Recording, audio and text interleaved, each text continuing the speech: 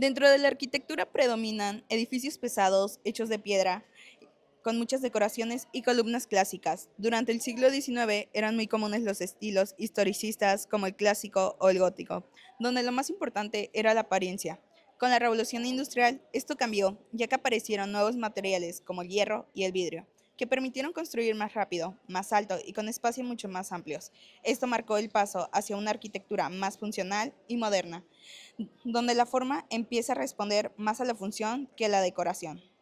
La revolución industrial no solo tuvo un cambio dentro de la arquitectura, sino que hubo cambios sociales y tecnológicos. Con esto, vemos que las ciudades no solo crecieron, sino que apareció el ferrocarril, la industria y el comercio. Aumentaron provocando que se necesitaran nuevos tipos de edificios.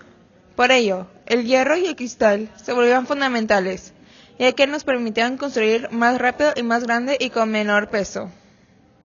Las primeras estructuras en utilizar el hierro fueron los puentes, ya que antes eran construidos con piedra, siendo así un material muy pesado y nos dejaba la forma muy limitada.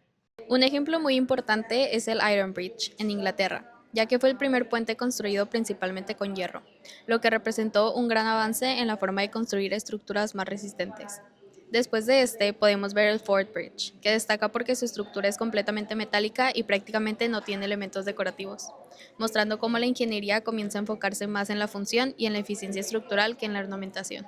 Lo interesante de la revolución industrial es que ya no busca imitar estilos del pasado, sino que su estructura se vuelve mayormente visible y eso marca un inicio dentro de la arquitectura.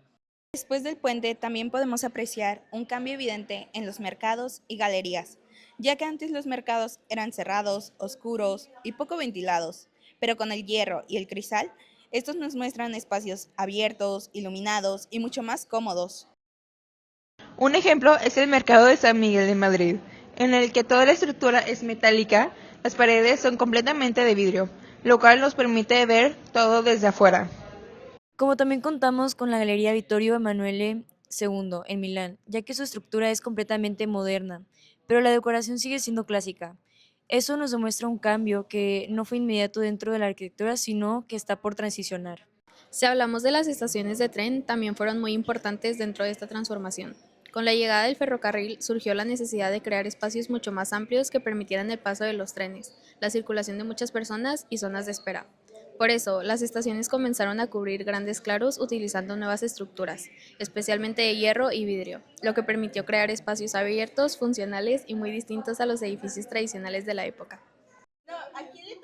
Sir Pancras, en Londres, tiene una cubierta metálica enorme proporcionando un espacio increíblemente libre, pero su fachada sigue siendo neogótica. Otros ejemplos que se encuentra es la estación Antwerpen, en Bélgica, que combina desde las estructuras un estilo moderno, pero con una apariencia clásica en la entrada, reflejando así una contracción muy interesante desde la tecnología moderna, pero viéndose tradicional. Esto nos llega a cerrar que la arquitectura todavía no rompía completamente con nuestro pasado, pero ya estaba transicionando hacia algo nuevo. Ahora que si hablamos de los pabellones, fue el lugar donde más se llegó a experimentar con los materiales de hierro y cristal. Un gran ejemplo es el Crystal Palace en Londres, que fue construido en 1851. Este tuvo un impacto revolucionario, ya que sus piezas fueron prefabricados en hierro y vidrio, lo cual le permitió construirlo rápido. Además de que lo llamativo era que era totalmente transparente, ligero, lo cual nunca se había visto en otro proyecto así. Y no podemos dejar de lado otro gran ejemplo como la Torre Eiffel en París, en la cual ya no hemos reflejado nada del estilo clásico. Finalmente, llegamos con los rascacielos, que fue un punto clave dentro de lo visto anteriormente, ya que en este punto vemos el nacimiento de los rascacielos. Todo esto fue posible gracias al uso de acero que nos permite construir hacia arriba sin la necesidad de muros gruesos. El Home Insurance Building en Chicago es considerado el primer rascacielos de la historia, ya que introduce el uso de una estructura metálica que permite construir edificios más altos que antes. También podemos ver el Wainwright Building de Louis Sullivan, donde se empieza a notar una nueva forma de diseñar edificios altos, enfocándose más en la funcionalidad y en cómo la estructura influye directamente en la forma del edificio. Aquí es donde se empieza a romper con los estilos del pasado, dejando de copiar elementos históricos y comenzando a crear una arquitectura propia, basada en la función y en los nuevos sistemas constructivos.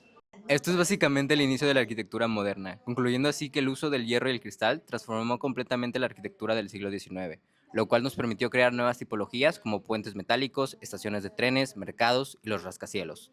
los cuales nos habrían sido posibles con los materiales tradicionales de la arquitectura. Aunque al inicio del cambio de la Revolución Industrial se mantenían ciertos elementos historicistas, estos fueron desapareciendo, dando un paso hacia la arquitectura moderna.